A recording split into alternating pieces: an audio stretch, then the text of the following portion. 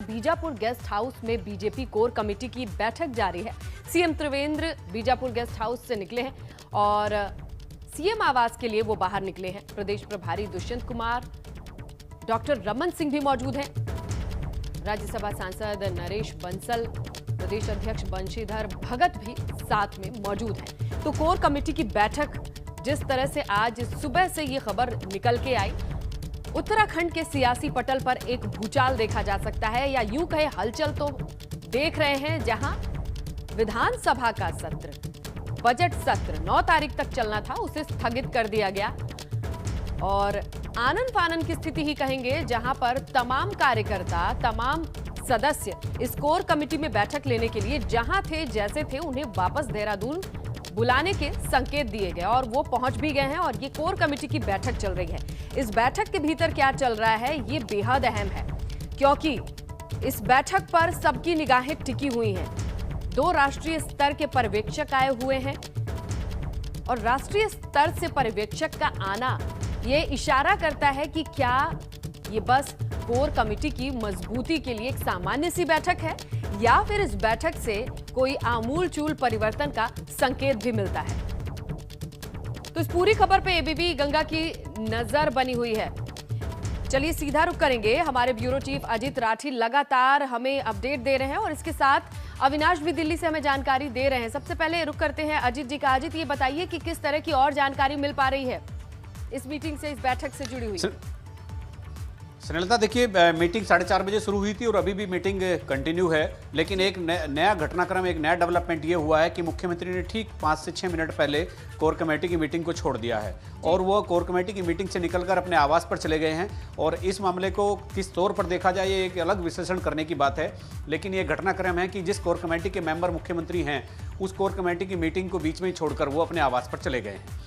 अब इसके तमाम निहितार्थ हैं कि वो क्यों गए होंगे, एक चर्चा ये भी हो रही है। और खुफिया वापस आती हूँ इसी बीच, क्योंकि अब बाहर आप ये भी पुष्टि हो चुकी है कि वो मीटिंग से बाहर निकल चुके हैं। इसी बीच कयास ये भी लगाए जा रहे हैं शायद वो दिल्ली आ सकते हैं।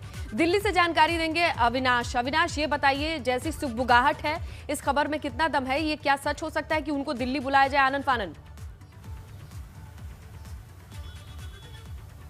देखिए, अभी ऐसा कुछ नहीं है कि उनको आनन फानन में दिल्ली बुलाया जा रहा है, क्योंकि ऑलरेडी वहाँ पे प्रदेश प्रभारी और इसके अलावा भारतीय जनता पार्टी की तरफ से ही ऑब्जर्वर नियुक्त करके रमन सिंह को भेजा गया है। जो खास बात है इसमें महत्वपूर्ण यह है कि लगभग जो हमारे सूत्र बता रहे हैं, वो 15 से 18 विधायक नाराज बताए जा रहे हैं मुख्यमंत्री के खिलाफ। वो लगातार दिल्ली भी आते रहे हैं और मुख्यमंत्री के खिलाफ उन्होंने केंद्रीय आला कमान तक को अपनी नाराजगी व्यक्त की है। तो जो नाराज विधायक है वो भी वहाँ पर जाहिर तौर से बात है कि मौजूद है, उनमें से कई विधायक। इसके साथ साथ अगर बात करें तो जिस तरीके से ये कोर कमेटी की बैठक चल रही है, पता नहीं मुख्यमंत्री ने क्यों कोर कमेटी की बैठक छोड़ी। हो सकता है जो विधायक नाराज हों उनकी वजह से शायद उन्होंने कहा कि जो विधायकों को आप सुन लीजिए, उसके बाद में कोर कमेटी में शामिल होगा। फिलहाल अभी सारे कयास लगाए जा रहे हैं, नजर इस पर बनी हुई है। लेकिन फिलहाल अभी मुख्यमंत्री को दिल्ली नहीं बुलाया गया है। मुख्यमंत्री अगर अपनी ओर से आना चाहें तो वो आ सकते हैं। अभी उनकी ओर से भी आने की कोई यहाँ पे सुगबुगाहट नहीं है, कोई सिक्योरिटी तैयार नहीं है। तो लिहाजा ये कह सकते हैं कि अभी मुख्यमंत्री का दिल्ली आना या नहीं आना, ये कहने में थोड़ा जल्दबाजी होगी। लेकिन फिलहाल ये जरूर है कि वहाँ पे विधायक नाराज हैं और तकरीबन 15 से 18 विधायकों की संख्या बताई जा रही है जो नाराज है मुख्यमंत्री से। और भी कई सारे ऐसे लोग हैं जो दबी जुबान पर अपनी नाराजगी व्यक्त कर रहे हैं। अगर ये विधायक पार्टी से बगावत करते या पार्टी की बगावत के सुर और बढ़ते हैं तो इसमें विधायकों की संख्या और जुड़ सकती है। और यही कारण है कि पार्टी आलाकमान ने इसको वक्त रहते भापा और वहां पे रमन सिंह को भेजा और खुद जो है प्रभारी दुष्यंत गौतम पहुंचे। क्योंकि जिस तरीके से लगातार कल रात को ये कल रात को अगर हम बात करें तो खटीमा से विधायक है पुष्कर धामी, जिनकी युवाओं में काफी अच्छी पकड़ मानी जाती है कि वो युवा नेतृत्व है उनका और युवाओं में काफी अच्छी पकड़ है। प्रदेश उपाध्यक्ष भी हैं वो और यतीश्वरानंद रात में दिल्ली आते हैं और कई सारे केंद्रीय नेताओं से मिलते हैं। उसके बाद आनन फानन वो सुबह दिल्ली से वापस देहरादून के लिए रवाना होते हैं। और सुबह ही अगर बात करें तो ये प्लान होता है कि सुबह ये प्लान किया जाता है कि प्रदेश प्रभारी दुष्यंत गौतम और उनके साथ साथ डॉक्टर रमन सिंह देहरादून के लिए जाएंगे और सभी लोगों से बातचीत करेंगे। प्लानिंग जो थी वो 12, 13, 14 की थी कि 12, 13, 14 को उत्तराखंड में ये तो तय है अविनाश की जो चीजें तय थी उसके हिसाब से चीजें नहीं चल रही हैं और तभी इस तरह के आपातकालीन बैठक ही कहा जा सकता है। हालांकि पार्टी की तरफ से इसे माना नहीं जाएगा, ना ही घोषित किया जाएगा। ब्यूरो चीफ अजित राठी जी के पास चलते हैं। अजित, ये बताइए, अगर शिकायत ही करनी थी, इतनी नाराजगी ही थी, आपको नहीं लगता है कि ये इस तरह से सत्र को छोड़ के बाहर आ रहे हैं और बैठक चल रही है, सिर्फ नाराजगी ही हो सकती है इस बैठक का मतलब? स्नेहलता देखिए, आज के दिन असाधारण चीजें क्या क्या रही वो मैं आपको बताता जी। हूँ। आज के दिन असामान्य और असाधारण बात थी कोर कमेटी की मीटिंग होना। आज के दिन असाधारण बात थी एक पर्यवेक्षक का आना। आज के दिन की असाधारण बात है बजट सत्र का 3 दिन पहले अनिश्चितकाल के लिए स्थगित हो जाना। जी। आज की असाधारण बात है मुख्यमंत्री का कोर कमेटी में जाना और बीच में ही छोड़कर अपने आवास पर चले बिल्कुल। जाना। तो मेरे ख्याल से इतने सारी चीजें और इतने सारे जो लक्षण ये यहाँ की सियासत में दिख रहे हैं, यहाँ की सियासत में जिस तरह से गर्माहट सुबह से बनी हुई है वो गर्माहट अब बढ़ती जा रही है। और वहाँ से क्यों आए होंगे ये तो कहा नहीं जा सकता। कई बार ये होता है जिस कमेटी में हम बैठते हैं अगर उस पर हमारे मामले में कोई बातचीत कोई चर्चा होनी होती है तो लोग नैतिक तौर पर ये कहते हैं कि मैं अभी चूंकि मेरे विषय पर बात हो रही तो आप बात कर लीजिए, मैं तब तक घर जा रहा हूँ।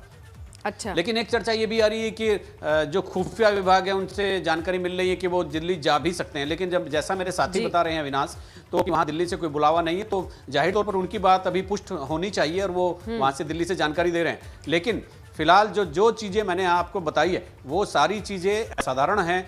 और आज के दिन सडनली एक कोर कमेटी की बैठक बुलाना, तमाम बड़े नेताओं को, चाहे रमेश पोखरियाल निशंक हो, विजय बहुगुणा हो, अजय भट्ट हो, अनिल बलूनी को छोड़ करके इस कोर कमेटी की मीटिंग में मैक्सिमम लोग हैं। एक निशंक चूंकि रास्ते में है वो भी पहुंच नहीं पाए हैं। ठीक है। तो अनिल बलूनी दिल्ली में हैं केवल और बाकी कोर कमेटी के तमाम मेंबर यहां पर हैं। अब लोग इसको दूसरे दृष्टिकोण से भी देख रहे हैं। अगर सत्ता परिवर्तन होता है तो अनिल बलूनी को हो सकता है इसलिए दिल्ली में रोका हो। लेकिन ये सब केवल सतही तौर पर सोचने के लिए और एक कयासबाजी, एक अटकलबाजी लगाने के लिए है फिलहाल। लेकिन स्नेहलता, मैंने पहले भी आपको बताया जब ऐसी परिस्थितियां हुई हैं, इसी उत्तराखंड में 2001 में ऐसे ही ऑब्जर्वर आए, ऐसी भी बैठकें हुई, ऐसा ही विद्रोह हुआ, नित्यानंद स्वामी को मुख्यमंत्री पद से हटा दिया गया, भगत सिंह कोश्यारी मुख्यमंत्री बन गए। 2009 में खंडूड़ी के खिलाफ विद्रोह हुआ, फिर रमेश पोखरियाल निशंक बन गए।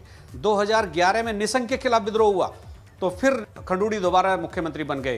फिर 2014 में विजय बहुगुणा के साथ विद्रोह हुआ, उनके खिलाफ विद्रोह हुआ, हरीश रावत मुख्यमंत्री बन गए।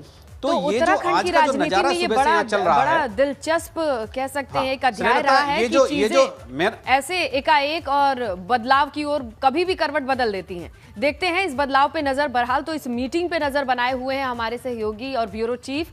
आप दोनों का शुक्रिया इस तमाम जानकारी के लिए।